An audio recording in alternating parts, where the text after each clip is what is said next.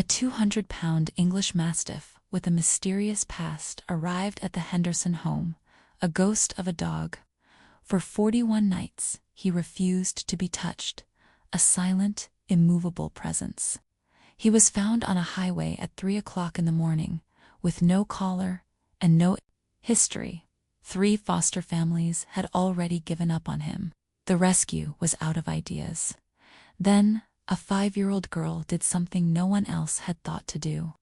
She walked into his corner, sat down on the floor a few feet away, and simply waited. What Duke did next would leave the entire family stunned. But it was what he would do 41 days later, in the middle of the night, that would change everything. Tom Henderson had spent 17 years rehabilitating rescue dogs. He had seen fear, aggression, and the complete shutdown of an animal's spirit. He was certain he had witnessed every form of brokenness a dog could possess. Then Duke arrived. This massive black mastiff, found wandering a Tennessee highway, was a complete blank slate. No history, no identification. When the rescue coordinator handed Tom the file, the only thing she could say was, "We don't know anything." 3 foster families had already tried and failed, each returning him within a week. That was in October. But by November, the key to unlocking Duke wouldn't come from Tom's years of experience. It would come from his 5-year-old daughter, Rosie. She never seemed to understand that this dog was supposed to be unreachable. Duke came home on a Thursday. He immediately retreated to the far corner of the living room, pressing his massive frame against the wall, trying to make himself as small as possible. Tom followed protocol, setting food and water at a distance and giving him space. But Rosie had her own ideas.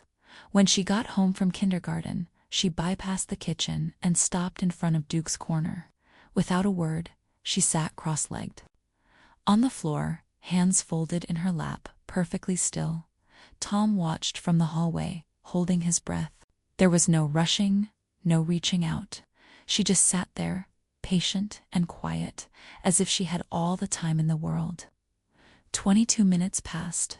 Then, Duke slowly lowered his enormous head onto his paws and let out a soft sigh, his eyes fixed on the small girl in front of him. "He likes me," Rosie whispered. The first 2 weeks were difficult. Duke flinched at the sound of a cabinet door closing, and he would only eat when the room was empty. But every day, like clockwork, a change would come at 3:47 in the afternoon. The moment Rosie walked through the door, Duke would rise and begin his quiet vigil. He would follow her from room to room, always keeping a respectful distance of about 8 feet, a silent guardian until she went to sleep. English Mastiffs are known for their extraordinary sensitivity. They don't just live in a home, they absorb its emotions, and when they bond, they don't bond with a household, they bond with a single person. Behaviorists have a term for it: selective attachment. For Tom, it became the reason he stopped looking for a different home for Duke. The massive, traumatized dog had finally found his person. The true turning point came 41 days later. At 2:53 in the morning, Tom was jolted awake by a low, guttural hum coming from deep within Duke's chest, a sound that was both steady and urgent. He found the giant mastiff planted outside Rosie's bedroom door, his nose pressed firmly against the crack at the bottom. When Tom opened the door, he found Rosie curled in her bed, breathing in rapid, shallow gasps. Her temperature was 104.1.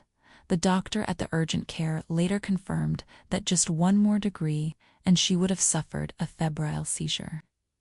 Duke had sensed something was wrong long before any human in the house had a clue. When the family returned from the hospital, Duke was still there, waiting outside her door.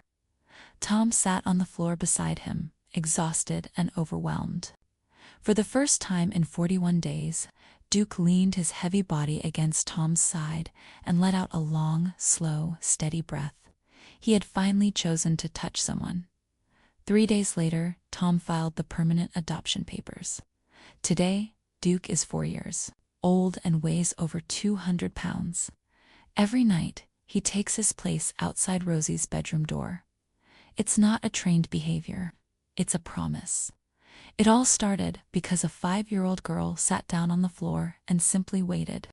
She showed a 200-pound dog that he was finally safe, that he could stop bracing for the worst. Tom still thinks about that first night. The dog with no history, and the little girl who asked for nothing in return. Duke had made his decision. He decided she was his. And in the world of rescues and second chances, that is the kind of decision that lasts forever.